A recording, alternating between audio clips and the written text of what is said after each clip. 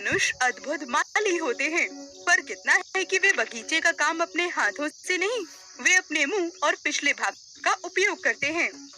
नारंगी कपि का अध्ययन करने वाले वैज्ञानिकों ने यह पाया कि जब वन मानुष फल और बीज खाते हैं, तो उनके मल में जमा होने वाले बीज कपि द्वारा ना निकले गए बीजों की तुलना में तेजी से अंकुरित होते हैं। यही कारण है कि पुष्पी पादप के प्रजनन के लिए फल महत्वपूर्ण होते हैं। यह जंतुओं को इसे खाने और बीज को अंदर फैलाने के लिए प्रेरित करता है। आइए हम आम के उदाहरण के रूप में फलों का अध्ययन शुरू करते हैं। आम एक गूदेदार फल है। फल की एक काट में दिखाई देने वाले बाहरी मोटे भाग को फल भित्ति कहा जाता है। अंडाशय की भित्ति से गठित यह परत वास्तव में 3 अलग-अलग परतों से बनी होती है। सबसे बाहरी परत जो फल की त्वचा बनाती है, उसे बाह्यफल भित्ति कहा जाता है। मध्य गूदेदार परत को मध्य फल भित्ति कहा जाता है और आंतरिक कठोर और पथरीली परत अंतःफल भित्ति कहलाती है। इन 3 परतों के नीचे बीजांड से बना बीज होता है।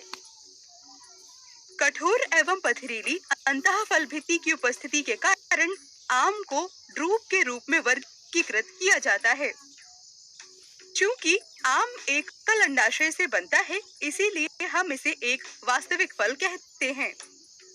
और चूंकि एक अंडाशय से केवल एक वास्तविक फल बनता है, इसीलिए इसे सरल फल के रूप में जाना जाता है।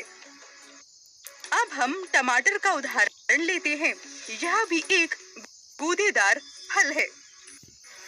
एक अनुभागीय दृश्य में अंतःफल भित्ति गूदेदार होती है। प्रारंभ में बीज बीजांडासन से जुड़े होते हैं, लेकिन बाद में अलग हो जाते हैं और गूदे में स्वतंत्र रूप से रहते हैं। अन्य गूदेदार फलों जैसे तरबूज को बेरी के रूप में वर्गीकृत किया जाता है। खीरा एक विशेष प्रकार का बेरी है जिसे पीपो कहा जाता है। सेब एक अन्य प्रकार का बेरी है जिसे पोम कहा जाता है, लेकिन यह वास्तव में एक वास्तविक फल नहीं है। इसका खाने योग्य भाग वास्तव में पुष्पासन होता है, जो अधोवर्ती अंडाशय के चारों ओर वृद्धि करता है और गूदेदार बन जाता है। इसलिए हम कहते हैं कि सेब एक आभासी फल है। शरीफा जैसे कुछ अन्य फल वास्तव में अटारियो नामक फ्रूटलेट के समूह होते हैं। ये एक बहुअंडपी वियुक्तांडपी जायांग से बने होते हैं।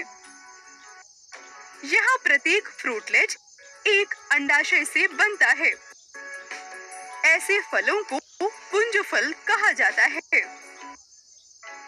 गूदेदार फलों के अलावा हमारे पास मटर जैसे कुछ शुष्क फल भी होते हैं। पकने के बाद यह प्रस्फुटित हो जाती है।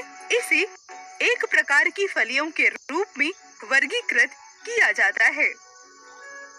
कैलोट्रोपिस एक और शुष्क प्रस्फुटित एक कक्षीय फल है। यह आमतौर पर केवल एक सीवन से प्रस्फुटित होता है और इसे पुटिका प्रकार के रूप में वर्गीकृत किया जाता है। लेकिन मक्का जैसे शुष्क फल अप्रस्फुटनशील होते हैं। ये छोटे शुष्क एक बीज वाले फल होते हैं, जो एक ऊर्ध्ववर्ती एकांडपी अंडाशय से बनते हैं, जिसमें फल भित्ति और बीजावरण एक साथ संलयित होते हैं। मक्के को कैरियोप्सिस प्रकार के रूप में वर्गीकृत किया जाता है। धतूरा एक अन्य प्रस्फुटनशील बहुबीजीय एकल या बहुकोष्ठकी फल है, जो एक युक्तांडपी अंडाशय से बनता है। यह संपुट प्रकार के अंतर्गत आता है। आइए सारांश देखते हैं। फल 3 परतों अर्थात बाह्यफल भित्ति, मध्य फल भित्ति तथा अंतःफल भित्ति से बने होते हैं। आम वास्तविक फल का एक उदाहरण है और इसे ड्रूप के रूप में वर्गीकृत किया जाता है। तरबूज, खीरा और सेब जैसे गूदेदार फलों को बेरी के रूप में वर्गीकृत किया जाता है। खीरा एक पीपो और सेब एक पोम है। सेब को आभासी फल भी कहा जाता है। शरीफा, एटारियो नामक फ्रूटलेट के समूह होते हैं और इन्हें पुंज फल भी कहा जाता है। मटर में फल भित्ति शुष्क होती है और इसे फलियों के रूप में वर्गीकृत किया जाता है। कैलोट्रोपिस एक पुटिका प्रकार का फल है। मक्का अप्रस्फुटनशील होता है और इसे कैरियोप्सिस के रूप में वर्गीकृत किया जाता है। धतूरा संपुट प्रकार के फल के अंतर्गत आता है। क्या रोमांचक अनुभव है! इस यात्रा पर मेरे साथ आने के लिए आपका धन्यवाद। मैं आपसे अगली बार मिलती हूँ।